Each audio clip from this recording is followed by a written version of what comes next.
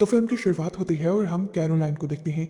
वो एक old age home में केयर टेकर का काम करती है और यहाँ पे वो एक आदमी से इस तरह अटैच है जैसे वो उसके डैड है। फिर एक दिन ऐसा आता है कि वो आदमी मर जाता है और कैरोलाइन का उस ओल्ड एज होम से दिल उठ जाता है और अब वो अपनी जॉब चेंज कर लेती है और उसे अब एक प्राइवेट केयर टेकर की जॉब मिलती है, यानी उसे किसी के घर जाकर केयर टेकर का काम करना था। जब वो अपनी नई जॉब के लिए निकल रही होती है तो रास्ते में वो एक फ्यूल स्टेशन पर रुकते हैं। जो फ्यूल स्टेशन बहुत ही ज्यादा अजीब था। यहाँ का स्टोर किसी ओल्ड घर की तरह बनाया गया था और उसके बाहर रेड कलर के पाउडर से अजीब निशान भी बनाए गए थे। कैरोलाइन उसे गौर से देखती तो है लेकिन उसके बारे में ज्यादा सोचे बगैर वो अब अपने एड्रेस के लिए निकल जाती है जहाँ पर उसे जॉब करनी थी। दिखाया जाता है कि वो घर बहुत ज्यादा बड़ा था और इस बड़े से घर में सिर्फ दो लोग रहा करते थे, वॉलेट और उसके हस्बैंड। वॉलेट के हस्बैंड अब पैरालाइज थे और उन्हीं का ख्याल रखने के लिए कैरोलाइन को यहाँ पर बुलाया गया था। वॉलेट बताती है कि हमने ये घर कुछ अर्सा पहले ही खरीदा है और काफी टाइम से वो ट्राई कर रहे हैं और यहाँ पर कोई भी काम करने के लिए राजी ही नहीं हो रहा। अब इसके पीछे रीजन क्या थी वॉलेट ये भी उसे नहीं बताती क्योंकि उसे डर था कि कहीं कैरोलाइन भी उसे छोड़कर न चली जाए। अब वो कैरोलाइन को इस घर की मास्टर की देती है जिससे इस घर के सारे दरवाजे खुल सकते थे। अब यहाँ पर एक और अजीब चीज कैरोलाइन ये नोटिस करती है कि इस पूरे घर में मिरर्स भी नहीं थे और वॉलेट इसका भी एक अजीब सा बहाना बनाती है कि हमें कभी मिरर्स की जरूरत ही नहीं पड़ी। खैर वक्त गुजरता है और दिखाया जाता है कि कैरोलिन अपनी ड्यूटी बहुत अच्छे से कर रही थी। एक दिन जब वो बेंजामिन को लेकर गार्डन में आती है उसी टाइम पर वॉलेट उसे एटिक से कुछ चीजें लेने के लिए भेजती है। इस टाइम उसे एटिक के अंदर छुपा हुआ एक डोर नजर आता है जिससे वो जब अपनी मास्टर की से खोलने की कोशिश करती है तो वो डोर खुलता ही नहीं और ये बात वो आकर बाहर वॉलेट को भी बताती है। वॉलेट उससे कहती है हम नहीं जानते, जब से हमने ये घर खरीदा है हमने भी स्टोर को काफी मरतबा खोलने की कोशिश की है पर वो नहीं खुलता। कैरोलाइन भी इन चीजों को इग्नोर कर देती है और उसकी रूटीन पर जिंदगी गुजरने लग जाती है। एक रात तूफान के दौरान उसकी आंख एक अजीब से शोर से खुलती है। यह आवाज उसे बेंजामिन के रूम से आ रही थी। उसने जब वहां जाकर चेक किया तो हैरानकुन तौर पर बेंजामिन अपने बेड पर नहीं था और ना ही व्हील चेयर पर था। हालांकि वो तो पैरालाइज था, चल नहीं सकता था। कैरोलाइन और भी ज्यादा कंफ्यूज हो जाती है और फिर उसे खिड़की के बाहर से अजीब आवाजें सुनाई देती हैं। जब वो खिड़की के बाहर दिखती है तो पता चलता है कि बेंजामिन यहाँ से भागने की कोशिश कर रहा था लेकिन वो अपने आप को रूफ के ऊपर स्टेबल नहीं कर पाता और वहां से नीचे गिर जाता है। वॉलेट और कैरोलाइन दोनों जल्दी से उसकी मदद के लिए बाहर जाते हैं और वॉलेट कैरोलाइन को कहते हैं जाओ पहले अंदर से व्हील चेयर लेकर आओ। वो जब बेंजामिन के रूम में अब व्हील चेयर लेने गई तो उसे बेडशीट के ऊपर बड़ा सा ब्लैक कलर का हेल्प मी लिखा हुआ दिखाई दिया। ये देखकर वो कंफ्यूज हो गई। उसे समझ आ गया कि जरूर यहाँ पर कुछ गड़बड़ है लेकिन इसके बारे में वो वॉलेट को नहीं बता सकती थी। अभी उसे जल्दी भी थी इसीलिए उसने बेडशीट छुपाई और वो व्हील चेयर लेकर बाहर आ गई। अगली सुबह जब यहाँ इस घर का लॉयर आता है तो कैरोलाइन उसे अपने कमरे में लेकर जाती है। इस लॉयर को पहले से जानती थी, उसी ने इसे ये जॉब दिलवाई थी। वो उसे बताना चाहती थी कि यहाँ पर जरूर कुछ गड़बड़ है। वो उसे इस टाइम वो बेडशीट निकाल कर दिखाती है जिसमें रात हेल्प में लिखा हुआ था लेकिन अजीब बात थी अब यहाँ पर कुछ भी नहीं लिखा हुआ था। वो भी कंफ्यूज हो गई और लॉयर को कुछ भी नहीं बता पाई। लॉयर को लगा कि जरूर वो स्ट्रेस में है इसीलिए लॉयर उसे अपना कार्ड देकर चला जाता है और कहता है कि जब भी तुम्हें मेरी जरूरत पड़े तो तुम कॉल कर लेना। उसके जाने के बाद कैरोलाइन और भी ज्यादा कंफ्यूज हो जाती है। एक तो रात उन सारी चीजों का होना, बेंजामिन का इस तरह बाहर चला जाना और अब इस बेडशीट से हेल्प मी का मिट जाना, ये चीजें साफ जाहिर कर रही थी कि इस घर में कुछ तो पैरानॉर्मल है, यानी कुछ तो डरावनी चीजें यहाँ पर छुपी हुई हैं। वो समझ आती है कि एटिक में जो कमरा लॉक है जरूर उसी के अंदर सारे राज छुपे होंगे। वो अब टॉर्च लेकर एटिक में जाती है और उस की होल को देखती है। उसे पता चलता है कि इस की होल को किसी ने ब्लॉक किया हुआ था। वो की होल के अंदर से वैक्स निकाल लेती है और फिर उसी मास्टर की से एटिक का ये कमरा खोल भी लेती है जो इतने दिन से खुल नहीं रहा था। अंदर जाने पर उसे ऊट पटांग की बहुत सारी चीजें रखी हुई दिखाई देती हैं जिस तरह स्कल, एक जार में रखा हुआ पैदा होने से पहले वाला बच्चा, कई सारे लोगों की तस्वीरें और बहुत कुछ डरावना। वो समझ गई थी कि ये जरूर ब्लैक मैजिक से लिंक्ड होगा। अब वॉलेट जो काफी देर से कैरोलाइन को घर में ढूंढ रही थी वो आवाज देते देते यहाँ पर पहुंच जाती है और उसके डर से कैरोलाइन यहीं पर छुप जाती है। हमें साफ दिखाई देता है कि वॉलेट ने उसको यहाँ छुपते हुए देख लिया था लेकिन वो कुछ भी रिएक्ट किए बगैर यहाँ से चली गई। उसे यहाँ पे एंड पे एक रिकॉर्डिंग भी मिली थी जिसे लेकर वो यहाँ से निकल गई। रात में वो अपनी जाकर फ्रेंड से मिली। इन चीजों से वो काफी ज्यादा डर गई थी। वो जानना चाहती थी कि ये सब होता क्या है। उसकी फ्रेंड जिसे मैजिक वगैरह के बारे में बहुत कुछ नॉलेज था वो बताती है कि ये असल में हुडो मैजिक है। पुराने जमाने में इसे इस्तेमाल किया जाता था अपने फायदे के लिए लेकिन अब तो शायद इसे कोई जानता भी नहीं। कैरोलाइन बहुत सी कड़ियों से कड़ियां मिलाते हुए समझ आती है कि जरूर इन सब के पीछे वॉलेट ही है और घर में शीशे ना लगाने की वजह भी यही होगी। इसीलिए वो जाते हुए घर में एक शीशा ले जाती है और उसकी सोच के ठीक मुताबिक वॉलेट को इस शीशे को देखकर बहुत ज्यादा गुस्सा आ जाता है। उसके गुस्सा करने पर जब कैरोलाइन उससे गुस्सा करने की वजह पूछती है तो अब वॉलेट भी कुछ छुपाती नहीं है और सब कुछ सच सच बता देती है कि एक घर सच में हॉन्टेड है, यानी एक डरावना घर है। वो बताती है हमसे पहले जो लोग यहाँ पर रहा करते थे उनकी फैमिली में एक सर्वेंट कपल था और वो दोनों हुडू मैजिक किया करते थे। उन्होंने हुडू मैजिक का सारा सामान उसी एटिक में रखा हुआ था। जब इस घर में रहने वाले लोगों को पता चला कि वो कपल उन्हीं के बच्चों के ऊपर हुडू मैजिक कर रहा है तो उन्होंने उस कपल को उसी एटिक में जलाकर मार डाला।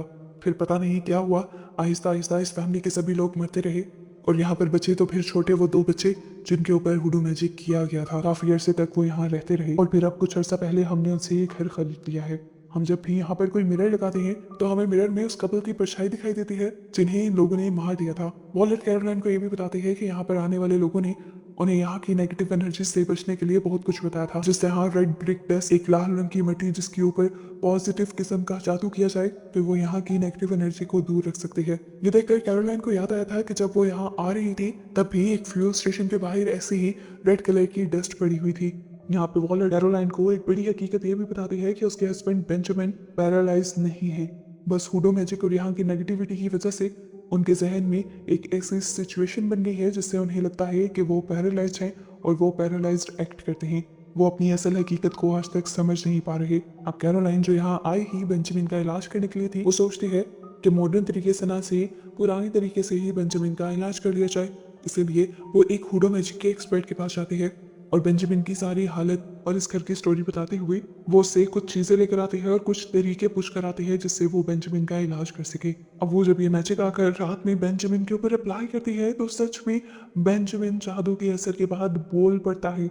और अजीब बात ये थी कि वो यहाँ ये नहीं कहता कि मैं किसी एंटिटी से डर रहा हूँ, वो यहाँ कैरोलाइन को ये बताता है कि प्लीज मुझे मेरी वाइफ वॉलेट से ही बचा लो। उसकी आवाज को सुनकर घबराई हुई वॉलेट यहाँ पर आ जाती है और बज़ाहिर उससे प्यार जताने लगती है। कैरोलाइन और वो आदमी फिलहाल के लिए खामोश हो जाते हैं और वो औरत कैरोलाइन से कुछ नहीं कहती क्योंकि कैरोलाइन ने पहले ही जादू का सारा सामान यहाँ से छुपा दिया था। अब सारी हकीकत जानने के बाद कैरोलाइन अगले ही दिन उस लॉयर के पास जाने का डिसाइड करती है जिसने उसे अपना विजिटिंग कार्ड दिया था। उस लॉयर को हुडो मैजिक के बारे में, उस घर के, वॉलेट के, बेंजामिन के और एटिक वाले कमरे के बारे में सब कुछ बता देती है। यहाँ तक कि वो ये भी बता देती है कि वो एक हुडो मैजिक के एक्सपर्ट से भी मिली थी और उसने जब हुडो मैजिक बेंजामिन के ऊपर अप्लाई किया तो उसने बोला कि मुझे वॉलेट से बचा लो।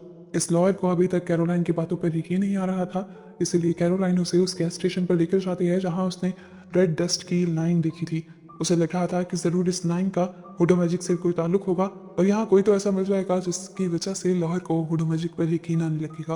अंदर जाने पर ये लोग एक बहुत ही बूढ़ी लेडी से मिलते हैं जो इस टाइम काफी अजीबोगरीब हालत में थी। कैरोलाइन जब उससे हुडो मैजिक के बारे में सवाल करती है तो ये बुरी औरत उसे बताती है कि ये लाइन उन लोगों के लिए खींची जाती है जो लोग हुडो मैजिक करते हैं। हुडो मैजिक करने वाले इस लाइन को कभी भी पार नहीं कर पाते। कैरोलाइन पूछती है कि लोग हुडो मैजिक करते क्यों हैं। वो औरत बताती है ज्यादातर तो हुडो मैजिक अपने फायदे के लिए होता है, लेकिन एक सबसे खतरनाक हुडो मैजिक जो ज्यादातर लोग करते हैं वो हमेशा जिंदा रहने के लिए करते हैं। हुडो मैजिक के जरिए ये लोग अपनी सोल को एक दूसरी जवान बॉडी के अंदर डाल देते हैं और जब जब ये बूढ़े होते हैं वो बार बार यही हुडो मैजिक करते हैं। जिस बॉडी में ये लोग अपनी सोल को डालते हैं उन लोगों की सोल उस बूढ़ी बॉडी में जाकर मर जाती है और इस तरह हुडो मैजिक करने वालों को एक नई जिंदगी मिल जाती है। इन सारी बातों को सुनने के बाद कैरोलाइन को समझ आ गया था कि वॉलेट भी कोई ऐसा ही जादू करना चाहती है। वो अब लायर के लेकर जल्दी से उस हवेली में पहुंचती है और वहां जाकर उस ओल्ड लेडी से लाई हुई रेड डस्ट यहाँ पर लगा देती है और नोटिस करती है कि वॉलेट अब इस रेड डस्ट को बाहर नहीं कर पा रही थी, इसलिए वो तेजी से घर के अंदर जाती है और अब बेंजामिन को घर से निकाल कर बाहर ले आती है। वो उसे यहाँ से लेकर जाना चाहती थी लेकिन इतनी ही देर में वॉलेट ने घर पर एक बड़ा सा ताला लगा दिया था जिसकी चाबी कैरोलाइन के पास नहीं थी। बेंजामिन को बचाने के लिए वो बेंजामिन को वापस एक कमरे में रखती है और यहाँ से चाबी ढूंढने के लिए आ जाती है। अंदर जाने पर उसका सामना अजीबोगरीब आवाजों से होता है। उसे याद आया कि ये आवाजें वही थी जो हुडो मैजिक की एक्सपर्ट ने उसे सुनाई थी। ये कुछ तंत्र मंत्र थे। ये अब उस रिकॉर्ड के पास गई जहाँ पर ये सब कुछ चढ़ाया जा रहा था तो वहां उसे अपनी बहुत सारी फोटोज मिली और साथ ही साथ लॉयर की भी फोटो और अपनी रिंग भी। ये देखते हुए उसे सबसे बड़ा शॉक और मूवी का ट्विस्ट ये पता चला कि हुडो मैजिक इस टाइम किसी और पर नहीं बल्कि खुद कैरोलाइन पर किया जा रहा था। वो ये भी समझ गई कि लॉयर भी वॉलेट के साथ ही मिला हुआ था और लॉयर का उसे ढूंढकर यहाँ जॉब के लिए लाना भी सब कुछ प्लान का एक हिस्सा था। ये लोग कैरोलाइन पर हुडो मैजिक कर वॉलेट की सोल को कैरोलाइन के अंदर डालना चाह रहे थे और इससे पहले कि अब कैरोलाइन ये सब कुछ समझकर यहाँ से भाग पाती, पीछे से तभी लॉयर आकर उसका गला पकड़ लेता है। ये लोग उसे घसीटते हुए वहां ले आते हैं जहाँ पर ये लोग हुडो मैजिक करना चाह रहे थे अपने आप को बचाने के लिए। कैरोलाइन की वॉलेट के साथ हाथापाई भी हो जाती है और कैरोलाइन वॉलेट को उठाकर सीढ़ियों से नीचे फेंक देती है, जिसकी वजह से वॉलेट का पाँव फ्रैक्चर हो जाता है। अब वो ऊपर हुडो मैजिक वाले रूम के अंदर आती है और वहां आते ही वो अपने दोस्त के साथ 911 को भी कॉल कर देती है और बता देते हैं कि यहाँ पर 2 लोग हुडो मैजिक करना चाह रहे हैं और उनकी बॉडी के ऊपर कब्जा करना चाह रहे हैं। इसके बाद वो अपने आप को बचाने के लिए फ्यूल स्टेशन से लाई हुई ब्रिक डस्ट अपने चारों तरफ गिरा देती है और फिर अपने पास मौजूद मंत्र को पढ़ने लग जाती है। उसे लग रहा था कि ऐसा करने पर वो बच गई, लेकिन यहाँ वॉलेट उसे देखकर जोर जोर से हंसने लगी। वो हंसते हुए उसे कहते हैं कि तुमने जो मंत्र पढ़ा और तुम्हें लगा कि ये मंत्र तुम्हें हमसे बचा लेगा, असल में वो मंत्र तुम्हें ही ट्रैप करने के लिए था और उसको पढ़कर तुमने अपनी लाइफ को और भी ज्यादा खतरे में डाल दिया और हमारा काम आसान कर दिया। और ये वाली ब्रिक डस्ट जो तुमने अपनी इर्द गिर्द गिराई है, ये असल में तुम्हारे लिए प्रोटेक्शन नहीं है बल्कि हमारे लिए हमारे काम की आसानी है। अब वॉलेट हंसते हुए उसके सामने एक मिरर कर देती है जिसके अंदर अब कैरोलाइन को बहुत सारी फिगर्स नजर आती हैं। ये सभी फिगर्स वो थी जिनके ऊपर कभी ना कभी हुडो मैजिक किया था उस ब्लैक लेडी ने, जिनके बारे में मशहूर था कि उन्हें मार दिया गया, पर असल में वो मरे नहीं थे। उन्होंने तो पहले ही अपनी सोल उन बच्चों की बॉडी के अंदर ट्रांसफर कर दी थी। अब आखिर में कैरोलाइन को वही लेडी नजर आती है और एकदम से कैरोलाइन वही जमीन पर गिर जाती है और अब वॉलेट की बॉडी और कैरोलाइन की बॉडी दोनों के अंदर से सोल्स निकल कर एक दूसरे की बॉडी के अंदर शिफ्ट हो जाती हैं और यहाँ पर जली हुई सारी कैंडल्स बुझ जाती हैं। साफ मतलब था कि वॉलेट का मकसद पूरा हो गया। अब कैरोलाइन की बॉडी के अंदर वॉलेट खड़ी होती है और अपने आप को देखकर बहुत ज्यादा खुश होती है। इसके बाद वो वॉलेट वाली पुरानी बॉडी को यानी कैरोलाइन को एक अजीब सा लिक्विड पिला देती है जिसकी वजह से वो भी बिल्कुल बेंजामिन की तरह ही पैरालाइज हो जाती है। और इसके बाद हमें दिखाया जाता है कि वो लॉयर कैरोलाइन के पास आ जाता है। पता चलता है कि असल में लॉयर बेंजामिन था और इन्होंने लॉयर की बॉडी के ऊपर तो काफी पहले ही कब्जा कर दिया था। ये लोग आज खुश थे क्योंकि एक और मरतबा अपने प्लान में सक्सेसफुल हो गए थे। इन्हें अब जवान बॉडी मिल गई थी और अब 30-40 साल इन्हें कोई और फिक्र नहीं होने वाली थी। यहाँ पर एक दूसरे से बातें करते हुए हमें पता चलता है कि दोनों वही हैं जो सालों पहले यहाँ पर केयर टेकर हुआ करते थे। ये लोग अब वॉलेट की बॉडी के करीब जाते हैं यानी कैरोलाइन के पास जाते हैं और वो कहते हैं कि हमने तुम्हारी बॉडी के ऊपर कब्जा किया, ये बात तुम कभी किसी को साबित नहीं कर पाओगी। हमने तुम्हें पूरे प्लान के तहत कंट्रोल किया। तुम्हें लगा कि तुम हमारे खिलाफ चल रही हो और हुडो मैजिक का नॉलेज दे रही हो, असल में हम ही ऐसा चाहते थे कि तुम हुडो मैजिक के बारे में रिसर्च करो और तुम्हें हुडो मैजिक पर यकीन आ जाए। असल में हुडो मैजिक चलता ही उन लोगों पर है जिन्हें हुडो मैजिक पर यकीन हो और तुमने खुद सारी रिसर्च कर हमारा काम और भी ज्यादा आसान कर दिया। अचानक ही यहाँ पर कार्स रुकने की आवाज आती है और पता चलता है कि बाहर पुलिस और कैरोलाइन की दोस्त आई थी उसकी मदद करने के लिए। वो कैरोलाइन से यहाँ बात करने की कोशिश करती है पर उसे अजीब सा महसूस हो जाता है कुछ, लेकिन वो यहाँ किसी को भी साबित नहीं कर सकती कि इस टाइम कैरोलाइन की बॉडी के अंदर कैरोलाइन नहीं है। कैरोलाइन तो अब पैरालाइज्ड वहीं पड़ी हुई थी जो अपनी दोस्त को कुछ बता भी नहीं पा रही थी, बस उसे उम्मीद से देख रही थी। वो लॉयर अब कैरोलाइन के दोस्त को कहता है कि वॉलेट के सारा घर कैरोलाइन को देकर चली गई है और अब कैरोलाइन और मैं इस घर में साथ रहने वाले हैं।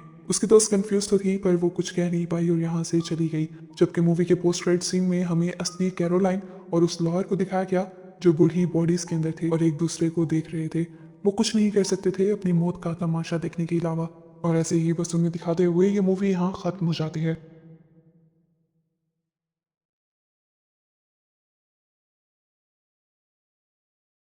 कहानी की शुरुआत होती है जब दुनिया एक तरह से खत्म होने को है। फ्यूचर का ये वो वक्त था जब अर्थ पर रहना नामुमकिन हो गया था। मौसम के हालात बहुत खराब हो चुके थे और कहा जाता है कि आसमान में एक दूसरा जलता हुआ सितारा आ गया था जिसने पूरी जमीन को जला कर रख दिया था। इंसानों के लीडर्स जिन्हें द बिल्डर्स कहा जाता है, उन्हें एहसास हो गया था कि जल्द ही इंसानियत खत्म हो जाएगी। इंसानी नस्ल को बचाने के लिए उन्होंने एक आखिरी प्लान बनाया। दुनिया के बड़े बड़े आर्किटेक्ट्स, साइंटिस्ट और इंजीनियर्स एक खुफिया जगह पर मिले। उन्होंने फैसला किया कि जमीन के नीचे एक बहुत बड़ा सा शहर बनाएंगे, एक अंडरग्राउंड सिटी जहां पर लोग अगले 200 सालों तक सेफ रह सकेंगे। उनका मानना था कि 200 साल बाद ये जमीन दोबारा रहने के लायक हो जाएगी। इस शहर का नाम इन्होंने सिटी ऑफ एम्बर रखा। लोग वहां से बाहर कब और कैसे निकलेंगे, इसके लिए बिल्डर्स ने एक छोटा सा लेकिन बहुत ही खास मेटल का बॉक्स बनाया। इस बॉक्स के अंदर उन्होंने जरूरी इंस्ट्रक्शंस रखी थी और साथ ही एक नक्शा इस शहर से बाहर निकलने के लिए, और शहर से बाहर निकलने का तरीका भी इसी में लिखा हुआ था। इस बॉक्स पर एक टाइमर सेट किया गया था जो ठीक 200 साल बाद अपने आप खुलने वाला था। एम्बर की जो पहली मेयर थी उन्हें ये बॉक्स दिया गया और कहा गया कि इसे संभाल कर रखना है और अपने बाद अपने आने वाले मेयर को देना है। प्लान सिंपल था, ये बॉक्स एक मेयर से दूसरी मेयर तक जाता रहेगा जब तक सही वक्त नहीं आ जाएगा। काफी लंबे अरसे तक तो मेयर अपना ये रिचुअल करते रहे कि नहीं ये बॉक्स आने वाले मेयर को देते रहे, लेकिन फिर किस्मत को कुछ और ही मंजूर था। जब ये बॉक्स 7वें मेयर तक पहुंचा तो वो अचानक बीमार पड़ गया और इससे पहले कि वो ये बॉक्स दूसरे मेयर को दे पाता उनकी वहीं पर मौत हो गई। मौत की अफरा तफरी में ये बॉक्स किसी को दिया ही नहीं गया, वो बस एक पुरानी अलमारी में पुराने कपड़े के बीच कहीं खो गया और लोग उसे भूल गए। जो चेन बनी हुई थी वो टूट गई। एम्बर के लोग भूल ही गए कि उन्हें कभी वहां से बाहर भी निकलना था। वक्त गुजरता गया, वो 200 साल पूरे हो गए और अलमारी के अंदर अंधेरे में रखा हुआ बॉक्स अपने आप खुल गया, लेकिन उसे देखने वाला वहां कोई नहीं था। अब आज के वक्त में सिटी ऑफ एम्बर के हालात बहुत खराब हो चुके हैं। शहर टूट रहा है। वो बड़ा सा जनरेटर जो पूरे शहर को बिजली और रोशनी देता है वो अब जवाब दे रहा है। शहर में ब्लैकआउट्स यानी अंधेरा होना बहुत आम बात हो गई है और अब तो यहाँ लंबे लंबे समय तक अंधेरा रहता है। गोदाम जो पहले खाने पीने की चीजों से भरे होते थे अब खाली हो रहे हैं। लोग डरे हुए हैं, लेकिन वहां की सरकार उन्हें झूठ बोलती है कि सब कुछ कंट्रोल में है। हमें शहर के हालात का असली पता तब चलता है जब वहां एक बहुत बड़ा दिन आता है जिसे असाइनमेंट डे कहते हैं। ये वो दिन है जब स्कूल खत्म करने वाले बच्चों को जिंदगी भर के लिए एक जॉब दी जाती है। एम्बर में आप अपनी मर्जी से जॉब नहीं चुन सकते। आपको एक बैग में से पर्ची निकालनी होती है और उस पर्ची पर लिखी हुई जॉब आपको पूरी जिंदगी करनी पड़ती है। यहाँ हम दो मेन कैरेक्टर्स से मिलते हैं। पहला है डॉन हेरो जो कि इलेक्ट्रिशियन बनना चाहता है ताकि वो जनरेटर ठीक कर सके, और दूसरी तरफ है लीना, एक चुलबुली सी लड़की जिसका सपना है कि वो मैसेंजर बने ताकि उसे पूरे शहर में भागने दौड़ने की परमिशन मिल सके। जब पर्ची निकालने की बारी आती है तो किस्मत उल्टा खेल खेलती है। लीना के हाथ में पाइप वर्कर लेबर की जॉब आ जाती है, जिसका मतलब है कि वो शहर के नीचे अंधेरी सुरंगों में काम करेगी। वहीं दूसरी तरफ डॉन को मैसेंजर की जॉब मिलती है और ये दोनों ही अपनी जॉब देखकर बहुत ही ज्यादा उदास हो जाते हैं। डॉन तो कुछ ज्यादा ही उदास है क्योंकि इधर उधर पहुंचकर वो जब सबको सबके मैसेजेस डिलीवर करेगा तो जनरेटर किस तरह ठीक करेगा। मौका देखकर लीना डॉन से ये जॉब बदलने की बात कहती है और डॉन फौरन ही मान जाता है क्योंकि पाइप वर्क्स जनरेटर के पास ही है। अगर वो पाइप वर्क्स का काम लेगा तो जल्द ही जनरेटर तक भी पहुंचने का मौका मिल ही जाएगा। ये दोनों आपस में अपनी जैकेट्स बदल लेते हैं और दोनों को ही काम मिल जाता है जो वो चाहते थे। लीना खुशी खुशी भागते हुए घर जाती है ये खबर सुनाने के लिए। वो अपनी बूढ़ी दादी और अपनी छोटी बहन पॉपी के साथ रहती है। दादी की तबीयत ठीक नहीं रहती, उनकी याददाश्त अब कमजोर हो रही है और वो दिन भर अपनी अलमारी में कुछ ना कुछ ढूंढती रहती हैं। उनको लगता है कि उनकी कोई बहुत ही जरूरी चीज गुम हो गई है, पर उन्हें याद ही नहीं आ रहा कि वो क्या चीज है। इधर हमें डॉन को दिखाया जाता है जिसका पहला दिन टनल्स में शुरू होता है। वहाँ वो एक पुराने वर्कर सोल से मिलता है। डॉन बहुत सवाल पूछता है कि जनरेटर और वाटर व्हील कैसे काम करते हैं, लेकिन उसे ये जानकर शौक लगता है कि अब यहाँ पर किसी भी मैकेनिक के अंदर कोई भी समझबूझ नहीं बची है। बच्चों की मर्जी से ना उनको जॉब मिलने की वजह से काफी सारे बच्चों को दरमियान में इंटरेस्ट ही नहीं रहा मैकेनिक सीखने का, और इस तरह वो नॉलेज आगे बढ़ ही नहीं पाया और वहीं पर खत्म हो चुका है। जनरेटर भी अब पैचेस के सहारे चल रहा है, उसे ठीक करने वाला कोई नहीं है और यहाँ पर डॉन को एहसास होता है कि हालात उसकी सोच से भी ज्यादा खराब हैं। एक तरफ डॉन अपनी जॉब और चीजों को लेकर बहुत ज्यादा परेशान है, दूसरी तरफ लीना अपनी जॉब को लेकर बहुत ही ज्यादा खुश है। वो रेड कैप रेड शॉल लिए भागती फिरती है पूरे शहर में, ये नहीं जानती कि कुछ दिन में ये शहर तहस नहस होने वाला है।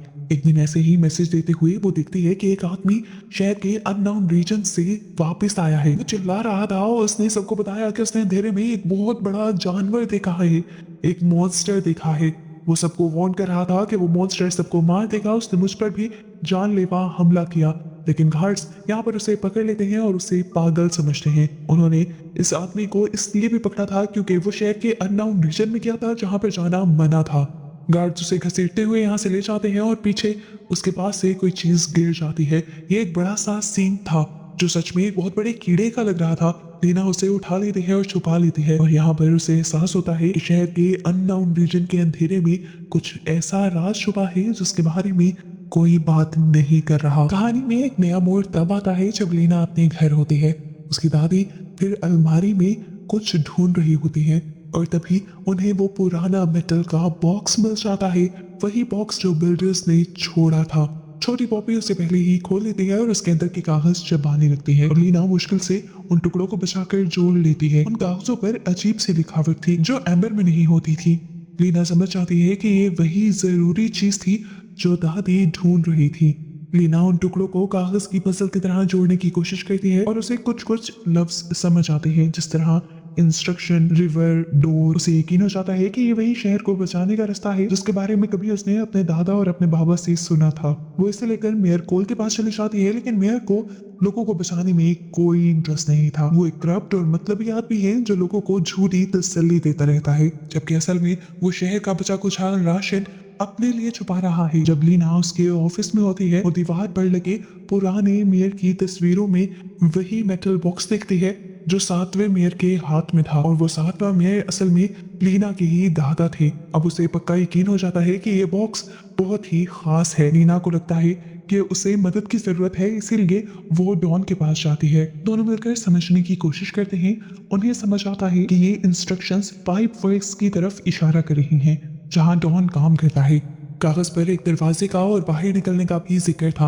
वो समझ आते हैं कि यहाँ पर उन बिल्डर्स ने उन्हें मारने के लिए नहीं छोड़ा था, बल्कि यहाँ से बाहर निकलने का भी एक रास्ता बनाया गया था। जब डॉन टनल के अंदर काम कर रहा होता है तो उसे वहां पर एक खुफिया कमरा नंबर 351 दिखता है जो लॉक है।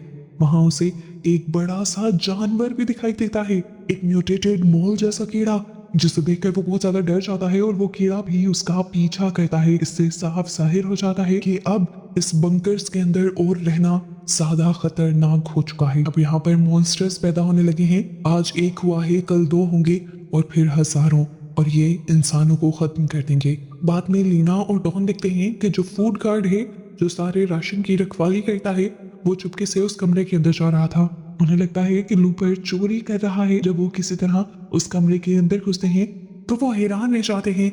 ये कमरा उन चीजों से भरा हुआ था जो चीजें कई अरसा पहले बता दी गई थी कि अब इस बंकर्स में खत्म हो गई हैं। असली शौक उन्हें तब लगता है जब वो मेयर कोल को उस कमरे में बैठा हुआ दिखते हैं। मेयर चोरी की जांच नहीं कर रहा था, वो खुद चोरी करवा रहा था और खुद वहां पर बैठकर वो आराम से खाने पीने की अय्याशी कर रहा था। उसने अपने लिए इतना खाना स्टोर कर पा लिया था कि वो पूरी जिंदगी खा सकता था, चाहे बाकी लोग भूख से मर जाते। यहाँ पर लीना और डॉन को समझ आ गई कि मेयर का कोई भरोसा नहीं है। अब उन्हें अकेले ही सब कुछ करना होगा। वो वापस उन इंस्ट्रक्शंस पर ध्यान देते हैं। कागज में एक मार्क वाले पत्थर का जिक्र था। डॉन को याद आता है कि उसने टनल के अंदर एक पत्थर देखा था जिस पर अजीब सा निशान बना था। उन्हें समझ आ जाती है कि बाहर निकलने का रास्ता शहर के नीचे बहने वाली नदी के पास छुपा है। और इन सारी रिसर्चेस के दौरान लीना को एक बहुत ही दुखी बात ये भी पता चलती है कि सालों पहले लीना के डैड ने भी लीना की तरह ही इस जगह से बाहर निकलने का रास्ता ढूंढने की कोशिश की थी, लेकिन वो अपने साथियों के साथ मारे गए और कभी भी इस मिशन में कामयाब होकर बाहर ना आ सके। यानी उनका प्लान फेल हो गया था। उन्होंने जिस टनल से बाहर निकलने की कोशिश की थी उस टनल में पानी भर गया था और लीना के डैड डूब गए थे। यही वजह है कि डॉन के डैड अब डरपोक हो गए हैं, क्योंकि वो उनका साथ दे रहे थे और अब वो नहीं चाहते कि उनका बेटा कोई भी खतरनाक काम करे। इस सच्चाई से जहां लीना और डॉन हिम्मत छोड़ भी सकते थे, वो इस सच्चाई को अपनी कमजोरी नहीं बल्कि अपनी हिम्मत बना लेते हैं और ठान लेते हैं कि वो अपने डैड्स का अधूरा काम पूरा करेंगे। यहाँ एम्बर में उनका फेस्टिवल भी आ जाता है। इस फेस्टिवल में शहर के सभी लोग इकट्ठा होकर शहर के लिए गाने गाते थे और ठीक इसी मौके पर लीना और डॉन ने प्लान बनाया कि वो सबके सामने मेयर की असलियत खोल देंगे। लेकिन मेयर उनसे एक कदम आगे निकला। उसने पहले ही ऐलान कर दिया कि लीना और डॉन मुजरिम हैं और झूठी अफवाहें फैला रहे हैं। यानी उन्हें मुजरिम बना के जाता है और गार्ड्स उन्हें पकड़ने के लिए उनके पीछे लग जाते हैं। लीना पकड़ी जाती है और उसे मेयर के ऑफिस लाया जाता है। मेयर अपनी चोरी किए सामान के बीच आराम से बैठा हुआ उसे धमकाता है और इस टाइम लीना को लगता है कि सब कुछ खत्म हो जाएगा। लेकिन तभी यहाँ पर अचानक से लाइट चली जाती है और पूरा शहर अंधेरे में डूब जाता है। इस अंधेरे का फायदा उठाते हुए लीना वहां से भाग निकलती है। वो अपनी छोटी बहन पॉपी को उठाती है और डॉन से मिलती है। उन्हें पता है कि अब उन्हें शहर छोड़ना पड़ेगा। वो भागकर नीचे पाइप वर्क्स में पहुंच जाते हैं। इंस्ट्रक्शंस को फॉलो करते हुए उन्हें एक छुपा हुआ मैकेनिज्म मिलता है। इसमें नदी के पानी का लेवल कम करना और कुछ वॉल्व्स घुमाना शामिल थे। ये काम मुश्किल था, लेकिन वो अपनी पूरी ताकत लगा देते हैं। उन्हें वहाँ एक खुफिया लॉकर मिलता है जिसमें पुरानी लेकिन मजबूत बोट्स रखी हुई थी। दिखने में तो पहले ये अलमारियां लग रही थी, लेकिन जैसे ही वो नीचे गिरी तब उन्हें समझ आया कि ये बोट्स हैं। ये बोट्स ऐसी चीजें थी जो इन्होंने पहले कभी नहीं देखी थी। वो उनमें से एक बोट को तेज बहने वाली नदी के अंदर उतार देते हैं और खुद उसमें बैठकर इंस्ट्रक्शंस के मुताबिक वहां से निकलने ही वाले होते हैं कि मेयर वहां आ जाता है। वो भी सिंगिंग सेरेमनी से भाग आया था क्योंकि वो जानता था कि आज जनरेटर फटने वाला है। ये अफवाह पूरे शहर में फैल गई थी, पूरे शहर में अफरा तफरी थी और मेयर यहाँ पर सिर्फ अपने आप को एक खुफिया बंकर में छुपाने आया था जहाँ रहकर उसकी जान बच सकती थी। लेकिन जैसे ही वो अपने छुपाए हुए खाने वाले कमरे में घुसता है तो वहीं पर अचानक वो बड़ा सा मॉन्स्टर आ जाता है जिसे हमने पहले भी देखा था। मेयर खुद ही अपनी लालच की जाल में फंस गए उस जानवर का शिकार बन जाता है। लीना, डॉन और वो छोटी पॉपी तीनों मिलकर उस बोट में बैठ जाते हैं। डॉन का बॉस, वो बूढ़ा वर्कर सोल, उनकी मदद करता है। वो पानी के प्रेशर को कंट्रोल करने के लिए एक लीवर पकड़कर खड़ा हो जाता है। ये लीवर खराब हो चुका था, वो अपने कंट्रोल में नहीं आ रहा था, इसीलिए सोल ने अपनी जान जोखिम में डाल दी ताकि उन्हें बाहर भागने का मौका मिल सके। जैसे ही पनबिल चलने की वजह से पानी का बहाव तेज होता है तो इनकी नाव भी वहां से गुजरती हुई एक खुफिया खाई के अंदर चली जाती है। यहाँ बहुत ही ज्यादा अंधेरा था और हर चीज बहुत ही ज्यादा डरावनी लग रही थी। ये हाई स्पीड वाटर स्लाइड जैसा था और इन्हें डर भी बहुत ज्यादा लग रहा था। अंधेरे में घूमती हुई उनकी बोट बड़े बड़े झरनों से होती हुई नीचे गिराती है एक बहुत बड़ी केव के अंदर। वहां दीवार पर उन्हें बिल्डर्स का लिखा हुआ एक मैसेज दिखाई देता है जो उस टाइम वहां आने वालों के वेलकम के लिए उन्होंने लिखा था। और ये पढ़ के इन दोनों को एहसास हो जाता है कि ये लोग फाइनली कामयाब हो गए थे। इनकी खुशी का तो कोई ठिकाना ही नहीं था। यहाँ से अब इन्हें बहुत ही लंबी सीढ़ियां चढ़नी थी। ये उन गोल गोल सीढ़ियों को चढ़ना शुरू कर देते हैं। घंटों चढ़ने के बाद उन्हें ऊपर से थोड़ी सी रोशनी दिखाई देती है। थोड़ी सी और सीढ़ियां चढ़ने के बाद वो ऊपर की चीजें हटाते हैं और फाइनली पहली मर्तबा जमीन पर आसमान के नीचे सांस लेते हैं। लेकिन अफसोस कि जमीन पर भी उतना ही अंधेरा था जितना नीचे था। असल में ये लोग तो पैदा होने से अब तक कभी जमीन पर गए ही नहीं थे। इन्हें रात का तो कोई कॉन्सेप्ट था ही नहीं। ये लोग बहुत ही ज्यादा उदास हो गए थे, लेकिन फिलहाल चांद और सितारों को देखकर खुश भी थे। अब ये लोग यहाँ आ गए थे, वापस जाने का तो कोई रास्ता ही नहीं था। ये लोग यही सो जाते हैं और सुबह इनकी आंख रोशनी से खुलती है। आसमान में ये लोग देखते हैं तो आहिस्ता आहिस्ता एक तरफ से सूरज उग रहा था। सूरज की रोशनी पड़ते ही यहाँ पर सारे परिंदे उड़ने लग जाते हैं और चहचहाने लग जाते हैं। ये सारा नजारा ये लोग पहली मर्तबा देख रहे थे। हरियाली, परिंदे, ये दुनिया बिल्कुल पहले जैसी हो गई थी। हर चीज को देखकर ये लोग हैरान भी थे और खुश भी। इन चीजों के बारे में कभी इन्होंने बस किताबों में ही पढ़ा था और आज ये लोग उसे देख भी रहे थे। आज दुनिया हरी भरी जिंदा थी। वो जो दूसरा सितारा जमीन के करीब आ गया था वो भी यहाँ से जा चुका था। वो लोग खुशी खुशी जमीन पे घूमने लग जाते हैं और घूमते हुए उन्हें एक गहरा गड्ढा दिखाई देता है जो मोटी ग्लास से ढका हुआ था। जब उन्होंने वहां से नीचे झांका तो उन्हें गहराई में छोटी छोटी लाइट्स दिखाई दी। उन्हें एहसास हुआ कि वो ठीक एम्बर सिटी के ऊपर खड़े हैं। वो आप नीचे लोगों को देख पा रहे थे जो इस टाइम शहर के मेन एरिया में खड़े अपना जश्न मना रहे थे। यहाँ पर डॉन ने एक मैसेज लिखा और सबको बाहर निकलने का रास्ता बताया और ये भी लिखा कि वो बाहर निकल चुका है। और उस मैसेज को उसने पत्थर में लुपेट कर नीचे शहर के बीचों बीच फेंक दिया। वो पत्थर जाकर एम्बर शहर की सड़क पर गिरता है और लकीली मिल जाता है डॉन के डैड को जो उस टाइम अपने बेटे को ही ढूंढ रहे थे। उन्होंने जैसे ही इस पत्थर के कागज पर लिखा हुआ मैसेज पढ़ा तो उनके अंदर भी उम्मीद की एक किरण जाग गई। और ऐसे फिर ये कहानी इस उम्मीद, इस यकीन के साथ खत्म होती है कि सच्चाई लोगों तक पहुंच गई है।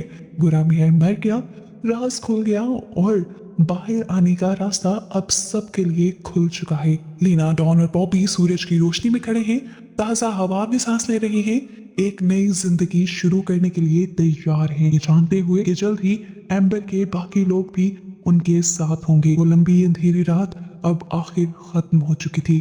तो उसके बाद अभी हमने जो मेंबर साजी का आगाज़ किया है और खैबर पख्तूनख्वा के हर गले, हर कूचे, हर कस्बे में मेंबरशिप कैंप्स लगेंगे। पंजाब इसका ड्यूरेशन कितना होगा? देखिए, इसका ड्यूरेशन जो है वो 2 हफ्ते हैं। 2 हफ्ते तक हम तमाम लोगों की रजिस्ट्रेशन करेंगे। हम कोशिश करेंगे कि पंजाब में और बलूचिस्तान और सिंध में वहाँ पे भी लगाया जाए, क्योंकि आपको पता है कि पंजाब में इस वक्त जो है वो मार्शल लॉ की सिचुएशन है। अब सिंध और बलूचिस्तान में, सिंध में आपने देखा फ़हीम लोगों को जिस दरिंदगी के साथ मारा गया, पीटा गया, जो कि एक्स MNAs थे, उनके ऊपर तशद्दुद किया गया। इसी तरह पंजाब में आपने देखा कि आलिया हमजा जो कि हमारी चीफ ऑर्गेनाइज़र थी, उनको ईद के मौके के ऊपर उनको अरेस्ट किया गया। तो पंजाब में हम कोशिश करेंगे, वरना खैबर पख्तूनख्वा में हमारी फुल फ्लेज तैयारी जारी है और कुछ ज़्यादा टाइम नहीं लगेगा बड़ी कॉल देने में। ज़्यादा टाइम नहीं लगेगा। वज़ीर आला साहब ने भी कहा कि ज़्यादा गर्मी नहीं होगी।